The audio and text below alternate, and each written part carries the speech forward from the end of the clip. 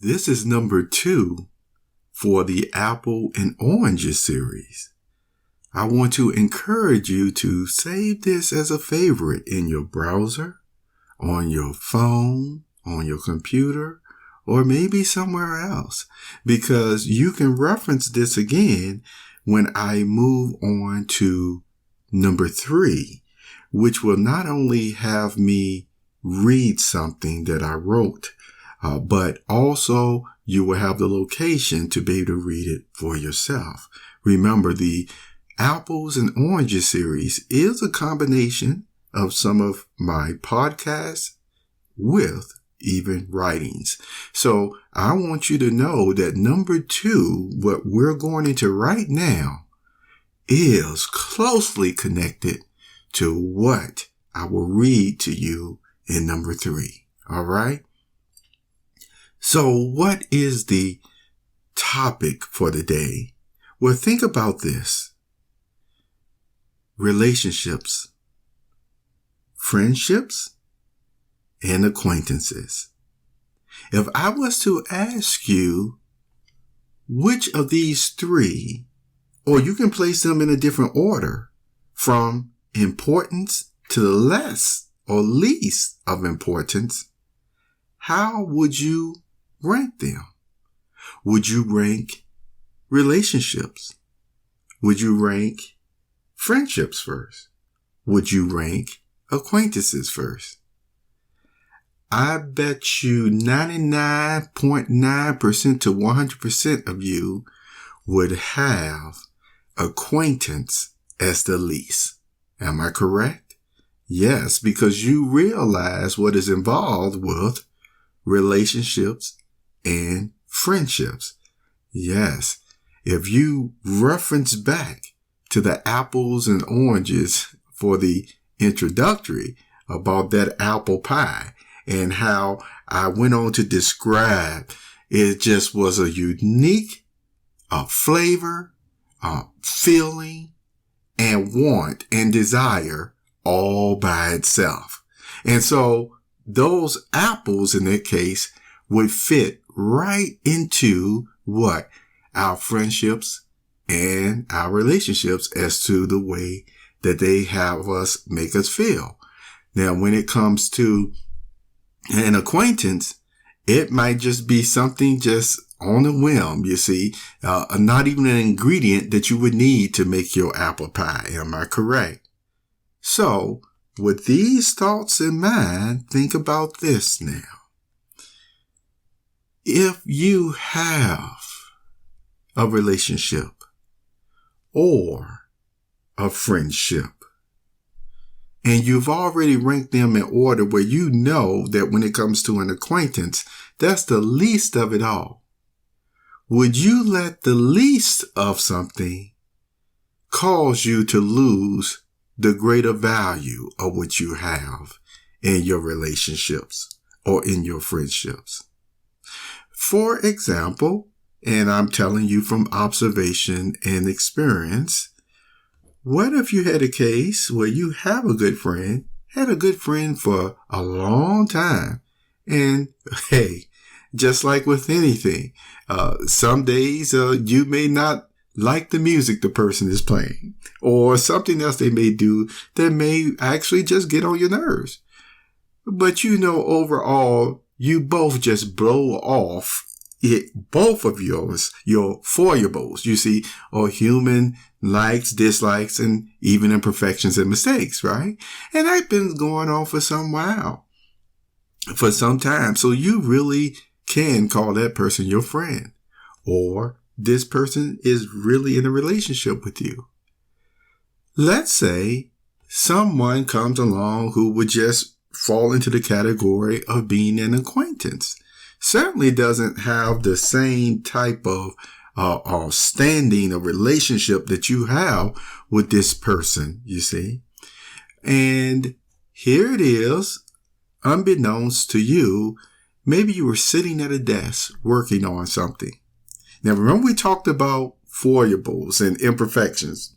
And so one of the imperfections or mistakes that you and your dear close friend had to work out at times was when I'm sitting here at this desk working, don't bother me, right? Don't bother me. Don't mess with my pencil. You see, don't throw my pen to the side.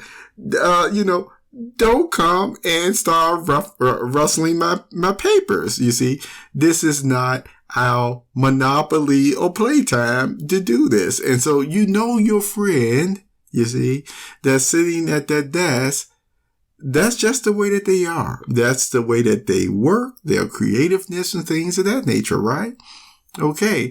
And so other than maybe the first couple of arguments, little arguments that you got into over the situation, you just learned to just deal with it. No, my friend in their space now, so I'm just going to leave that alone. And guess what? It actually enhanced your friendship more because you respected that. You dignified your friend's space and their boundary. And in the process, because you respected that, you went from that person even considering you a good friend to what? Over the many months or years, being a best friend. See, that would not have happened if you did not, once again, give consideration and respect the personal working type situation or boundaries that your friend gave you, you see. All right. Now, keep that in mind. So here, as you get older, you have an acquaintance come along one day who actually has, a lot of experience in living and things of that nature, but your acquaintance is just that. Okay, they may have status. The status can be a variety of things from popularity to money or what have you. But all the same, the acquaintance still would be in that category if you wanted to say as far as weight of listening, that if all of a sudden that acquaintance told you to go and interrupt your friend, who was working from this way or that way, and said, because they just wanted to see what your friend would do. From what you know, would you just listen to this acquaintance? Would you participate, if I can use that word, experiment, if you will, just to see what your friend would do when you already know what your friend would do? So the only person who really this is going to be informing, because you already by this time told the acquaintance, no, my friend doesn't like this. And yet the acquaintance tells you to do it. After all, what is this really, proving? What is going to happen? Okay. So let's say you go and you interrupt your friend, and your friend, because they know you love them, really doesn't get upset. Okay. And it goes to show how much you have both grown together. And so your friend just, blew it off, whatever you came over to do with messing with the pens and the paper. What if then an acquaintance told you to do that again? Would you go and do it? You go and do it a second time then. And your friend still just doesn't say anything. Then the acquaintance tells you again to go do it. Would you do it? Yes, you go and do it the third time, and you can tell your friend is getting a little bit perturbed with the interruptions. So, what have you done here if this is, a situation you have faced?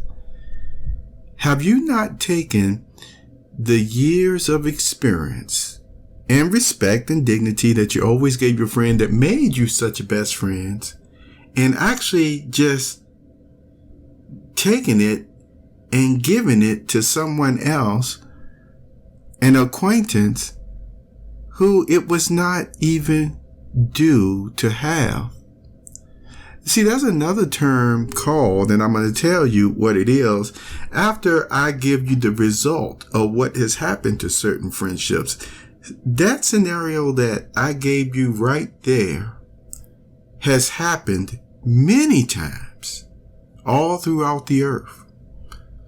You've heard me state sometimes that there are people today who are no longer best friends or good friends because they actually allowed an acquaintance with a personality of status to come in and actually hijack the good relationship that they had. And then after that was all tore apart and things of that nature, took the friendship in return for themselves. But one thing that a lot of persons end up noticing, that when they have fallen for maybe such a plot like that, they may have gained, you see, a different friend, if you will. But they know it was not on the same level as it was with the friend that they allowed this person to come in and actually start, you see, having the person go against this individual's choices and again, personal boundaries. You see, that's what people mean sometimes when they say, oh, it was an infiltration from within. It can come from a source that is like, okay, we're in the same environment. We're in the same location, group, if you will. But just because you're in the same group or location or environment, there are people who will be your friend. There will be people who you will have relationships with. And then there will be acquaintances. All three can get along. But the key thing is they must have respect, okay? Or dignity, if you would, the respect for dignity, period, of all three situations, all right? So keep that in mind because you want to always know the difference between even apples and oranges with your friendships, relationships, and acquaintances. And to help you to get the full flavor of what you have in your friendships, I always say again, just go right back to the very first introduction of this apples and oranges series so that you can even say to yourself, yes, this is how this person makes me feel. This is how this relationship makes me feel. This friendship makes me feel. Yes. In this case, your friendships, when you listen through that whole beginning series again, are certainly on the apple level. And in this case, because people have dignity, the acquaintance will be more on the orange level.